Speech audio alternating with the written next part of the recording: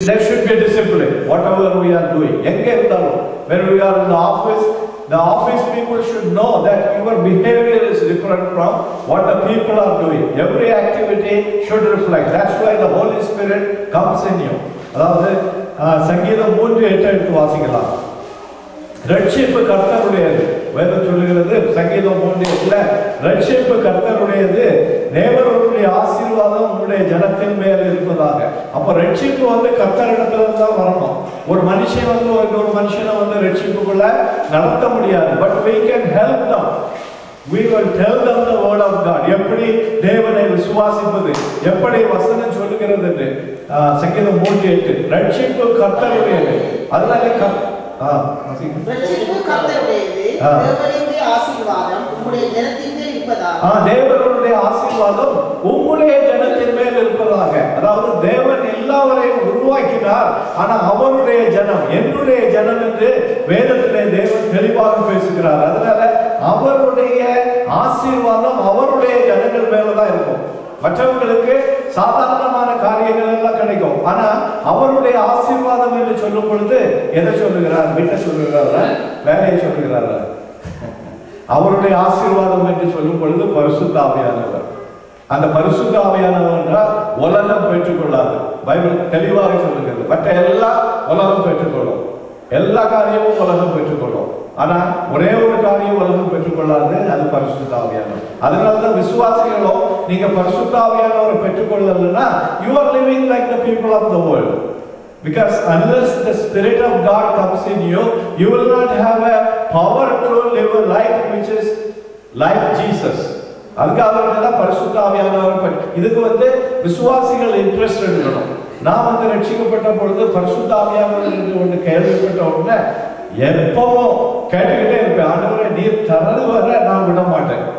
I must have waited for months together because I came from a CSA background. அங்க பரிசுத்த ஆவியும் கிடையாது, ஒண்ணும் கிடையாது.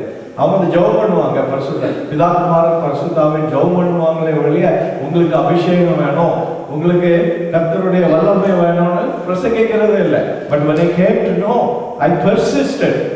விடாபிடியா நிறைய சந்தேகங்கள் வரும். ஏன்னா ஆவியானவர் வந்தா பேசுவாங்க அந்நிய பாஷையில. அப்ப அவங்க பார்த்து சிரிப்பாங்களா, இவங்க பார்த்து சிரிப்பாங்களா, இதெல்லாம் போயிடணும். லார்ட் நீங்க சொன்னீங்கன்னா ஆவியானவருடைய கிரியைகள் எப்படி இருக்கும்னா எனக்கு ஷேர்வல்ல ஒன்றும் இல்லை.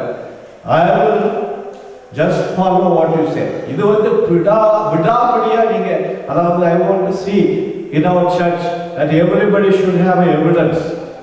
அதாவது அந்த எவிடன்ஸ் வரும்பொழுது என்ன உங்களுடைய வல்லமையை நீங்க பார்க்கலாம், கர்த்தர் எப்படி உருவாக்க போறாருன்னு சொல்லிட்டு. அதனால இங்க சொல்லப்பட்டிருக்கிறது ரட்சிப்பு கர்த்தருடைய, தேவனுடைய ஆசீர்வாதம் உங்களுடைய ஜனத்தின் மேல் இருப்பதாக. எரேமியா 4:14 எடுத்து வாசிக்கலாம். Hallelujah. Thank you Jesus. Jeremiah chapter 4:14 அங்கு சொல்லப்பட்டிருக்கிறது, எருசலேமே நீ ரட்சிக்கப்படும்படிக்கு உன் இருதயத்தை பொல்லாப்பற கழுவு. எடுத்தீங்களா? Jeremiah 4:14 எருசலேமே நீ ரட்சிக்கப்படும்படிக்கு உன் இருதயத்தை பொல்லாப்புக்கு கழுவு, எத்த மட்டும் அக்கிரம நினைவு உள்ளத்திலே தங்கும். Thank you. இங்க சொல்லப்பட்டிருக்கிறது எருசலேம் என்று சொன்னா இப்போ our church it is telling us நீ ரட்சிக்கப்படும்படிக்கு உன் இருதயத்தை பொல்லாப்பற கழுவு. பொல்லாப்பு இருதயத்தில் இருக்குமானா ரட்சிப்பு பெற முடியாது. பொல்லாப்பை உள்ள வச்சுக்கொண்டு எனக்கு ரட்சிக்கப்படணும், அதாவது நம்ம ஒப்பு கொடுக்கும் பொழுது பொல்லாப்பெல்லாம் யார் வெளியே எடுப்பார்? தேவனுடைய வல்லமை நமக்கு வெளியே இருக்கும். நம்ம அதுக்கு ஒப்பு கொடுக்கணும். அதுக்கப்புறம் சொல்லப்பட்டிருக்கு, எந்த மட்டும் அக்கிரம நினைவுகள் உன் உள்ளத்தில் தங்கும். அப்போ அக்கிரம நினைவுகள் நமக்குள்ள இருக்கும்னா we cannot live for God for a long time. அக்கிரம எண்ணங்களை விட்டு நம்ம வெளியே வரணும் அப்படின்னு தெளிவாக சொல்லப்பட்டிருக்கிறது. அப்போ ரட்சிக்கப்பட்ட ஜனமே உனக்கு என்ன தேவைன்னா பரிசுத்த ஆவியானவருடைய வல்லமை தேவை. அப்போ அவருடைய ஊழியங்கள்ல தேவன் விரும்புகிறபடி நம்ம நடப்பதற்கு அது நமக்கு வல்லமையை கொடுக்கிறது. அடுத்தபடியாக இது எரேமியா மிகவும் சங்கடமாக சொல்லுகிற ஒரு வசனம். ஏன்னா எரேமியாவை ஆண்டவர் எருசலேமுக்கு பிரசங்கம் பண்ணுவதற்காக அழைத்தார். தீர்க்கதரிசி என்று சொல்லப்பட்டது. ஆனா ஜனங்கள் தீர்க்க தரிசனம் சொல்றதுக்கு கள்ள தீர்க்கதரிசிகள், ஜனங்களுக்கு விரும்புகிறபடி சொல்லுகிற தீர்க்கதரிசிகள் வந்ததுனால இங்க சொல்லப்பட்டிருக்கிறது. எரேமியா 8:20 எடுத்து வாசிங்க. ஜெர்மாயா 8:20, எரேமியா 8:20 எடுத்தவங்க பக்கம் நம்பர் சொல்லுங்க.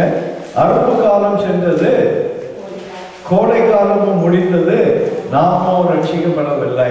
இது ஏன் சொல்லுகிறார்? அவங்க கோயிலுக்கு போகாமலும் இல்லை, பாட்டு படிக்காமலும் இல்லை, எல்லாம் செய்துட்டு இருக்கிறாங்க. ஆனால் ஆவியானவர் சொல்லுகிறார் சீசன்ஸ் போயிட்டே இருக்குது, ஆனால் இந்த ஜனங்களோ ரட்சிக்கப்படவில்லை. அதுக்கு அர்த்தம் என்ன? தேவன் பார்க்கும் பொழுது அவருடைய கட்டளைகளின் படி நம்ம ரட்சிக்கப்பட்டிருந்தாதான் ரட்சிப்பு. நம்ம இஷ்டத்துக்கு ஆமா நான் சர்ச்சுக்கு தான் போயிட்டு இருக்கிறேன், நான் கிறிஸ்டியன், பிறந்ததுல இருந்தே நான் கிறிஸ்டியன், பிறந்ததுல இருந்தே வாரம் எங்க அப்பா அம்மா கூட்டிட்டு போறாங்க, அதனால நான் ரட்சிக்கப்பட்டிருக்கேன்னா ஆண்டவர் சொல்கிறார் அப்படி இல்லை. இங்க என்ன சொல்லுகிறார்? அறுப்பு காலம் செஞ்சது, கோடை காலம், 2 சீசன் போயாச்சு. எத்தனை சீசன் போனோம்? எத்தனை சீசன் போனோம்? என்ன செய்யணும்? அறுப்பு காலம் சென்றது, கோடை காலமும் முடிந்தது, நாமும் ரட்சிக்கப்படவில்லை. இது எல்லாருக்கும், not only just a sister, brother, for everybody. We have to, everybody take it serious because we are not seeing, அந்த fruits வரையில விசுவாசிகள்ல இன்னும் முழுமையா காணல. We have to see that. அந்த இது வரும்பொழுது that's the power which is different. The church will just vibrate. நீங்க அதாவது இந்த பாஸ்டிங் பிரேயர்லாம் வந்தீங்கன்னா, அந்த ரட்சிப்பு சபைகள்ல பார்த்தீங்கன்னா, அங்க போன உடனே உங்களுக்கு அப்படியே பாடி எல்லாம் அப்படியே அதாவது கரம்னு சொல்லுவாங்க. அதாவது you will not be cold. அங்க உட்கார்ந்தோம்னா அதாவது அனலும் இல்லை குளிரும் இல்லை அந்த நிலைமையில இருக்க மாட்டோம். we will be just strengthened இல்லையா? அதனால we have to seek God every day. We have to ask Him, fill us with the Holy Spirit, Lord. நீ தராத வரைக்கும் we have to fill by the Holy Spirit with the evidence. அதனாலதான் இங்க சொல்லப்பட்டிருக்கிறது, time போயிட்டே இருக்குது, நாட்கள் போயிட்டே இருக்குது. சடன்லி ஜீசஸ் வருவாரு. அவர் வரும்பொழுது விளக்கு எரியலைன்னா வெளியே விளக்கு எரியுமா? விளக்கு எரியுமா? விளக்கு எரியுமா?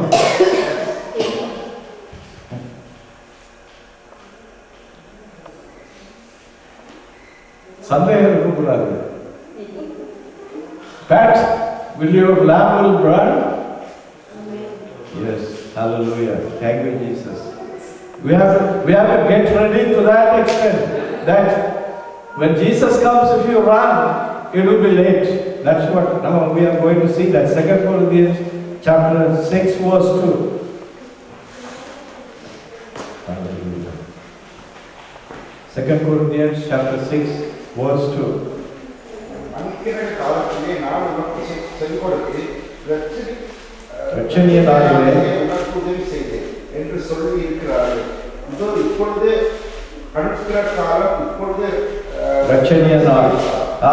இங்க பவுல் எழுதுகிறார், அனுக்கிரக காலத்திலே நான் உனக்கு செவி கொடுத்து ரட்சணிய நாளிலே உனக்கு உதவி செய்தேன் என்று சொல்லி இருக்கிறாரு. ஆண்டவர் உதவி செய்யறதுக்கு ஆயத்தமா இருக்கிறார். ஆனா இதோ இப்பொழுதே அனுக்கிற காலம், இப்பொழுதே ரட்சணிய நாள். இது தெரிந்து கொள்ள வேண்டும். ஜாக்கியஸ் தேவனை சந்திக்கிறதுக்கு இயேசு கிறிஸ்துவை எப்படி இருப்பானோ என்று பார்க்கறதுக்காக வந்தான். அவன் மரத்துக்கு மேல ஏறி உட்கார்ந்துட்டு இயேசு கிறிஸ்துவை தான் அவன் பார்க்க வந்தான். அவனுக்கு தெரியாது இயேசு கிறிஸ்து என்ன பார்த்துட்டு இருக்கிறாரு. இயேசு கிறிஸ்து அந்த மரத்துக்கு கீழே நின்று, சக்கரவே நீ இறங்கி வா, இன்று உனக்கு வீட்டுல நான் வந்திருக்கணும் அப்படின்னு சொன்னாரு. அப்போ உற்சாகமாக அவன் வந்தான்னு சொல்லுது. அந்த மீட்டிங் முடிஞ்ச உடனே இயேசு கிறிஸ்துவை சொல்லுகிறார், இந்த நாளிலே இந்த வீட்டுக்கு ரட்சிப்பு வந்தது. இது நம்முடைய இன்ட்ரெஸ்டை காட்டுது. தேவனை அறிந்து கொண்டோம் என்று சொல்லிக்கிட்டு முன்னேறுவதற்கு விருப்பம் இல்லாமல் இருக்கிறது தேவன் விரும்பவில்லை. தேவனை அறிந்து கொண்டோம் என்றால் தேவனுக்காக முன்னேறி வர வேண்டும். நம்ம அதாவது we have to take decisions. அனுக்கிரக காலத்திலே நான் உனக்கு செவி கொடுத்து ரட்சணிய நாளிலே நான் உதவி செய்தேன். ஆண்டவர் காத்துக்கிட்டு இருக்கிறார். when somebody is knowing about Jesus Christ, ஆண்டவர் உடனே எதிர்பார்த்து கொண்டிருக்கிறார், இது என்னுடைய பிள்ளையாகும், என்னுடைய பிள்ளையாகும் சொல்லிட்டு அதை டிலே பண்ணிட்டு இருக்கும்போது தேவனுடைய அந்த எதிர்பார்ப்புக்கு விரோதமாக பிசாசு பல குழந்தைகள். அதனாலதான் இன்றைய ரட்சணிய நாள், இப்பொழுதே ரட்சணிய நாள். என்னைக்கு அவர் கூப்பிடுறாரோ that day itself, அந்த யூனக்கை பற்றி பார்த்தோம். பிலிப்பு கூட அந்த யூனக்கு வந்து ரதத்துல வந்துட்டு இருக்கிறான். பிலிப்பு வந்து வசனத்தை பேசிக்கிட்டே இருக்கும் பொழுது தண்ணீரை கண்டவன்னு சொல்லுகிறான், நான் ரட்சிக்கப்பட்டுட்டேனே, இப்ப தண்ணி வந்தாச்சு, இனிமே என்ன கருத்து நிறுத்த போகுது. உடனே அங்கே இறங்கி அவங்க ஞானஸ்நானம் எடுத்தாங்கன்னு பார்க்கிறோம். அதனால நம்ம வந்து ரட்சிக்கப்பட வேண்டிய காலத்துல ரட்சிக்கப்பட வேண்டும். அதை வந்து டிலே பண்ணக்கூடாது. எல்லாம் ரட்சிக்கப்பட்டிருக்கீங்களா? ஷுவரா சொல்லுங்க. ஒரு ஹேண்ட பார்க்குறேன், கொஞ்சம் வயதுக்கு பார்ப்போம். Let me make sure. ஹalleluya. Okay, thank you. எபிரேயர் 2:4 வாசிக்கலாம். ஹalleluya. எபிரேயர் 2:4. Hebrews chapter 2 verse 4.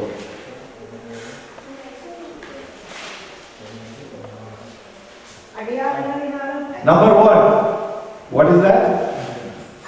அடையாளங்களினாலும். உங்க வாழ்க்கையில அடையாளங்கள் இருக்குதா?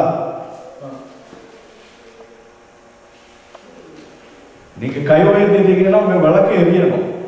அடையாளங்களினாலும் அற்புதங்களினாலும் பலத்த செய்திகளினாலும் நம்முடைய சித்தத்தின்படி பகிர்ந்து கொடுத்த பரிசுத்த ஆவியின் வரங்களினாலும். அப்போ பரிசுத்த ஆவியானவர் நமக்குள்ள வந்தாருன்னா அவர் பகிர்ந்து கொடுக்கிறவர்.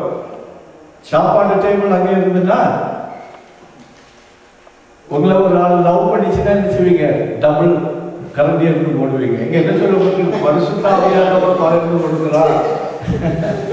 பரிசுத்த ஆவியானவர் வந்து பாக்குறாரு, ஓகே பிரதர் ஆனோட் சின்சியரா வேலை செய்யறாரு, டபுளா போடு. ஓ, இவர் உடங்கிட்டு இருப்பார். இயேசு கிறிஸ்து ஒரு ஓமையை சொன்னார் தெரியுங்களா? தாளத்து ஓப்பார். நான் ஒருத்தருக்கு 3 கொடுத்திருந்து, ஒருத்தருக்கு 2 கொடுத்திருந்து, ஒருத்தருக்கு 1 கொடுத்திருந்து. அந்த கதை தெரியும் இல்ல? எதுக்கு 3 கொடுத்தாரு?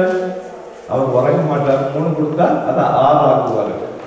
2 கொடுத்தவர் போய் 4 ஆக்குனார். 1 எடுத்தவர் என்ன செய்தார்? 1 கொடுத்தவர் உதச்சு வச்சாரு. அப்படியா?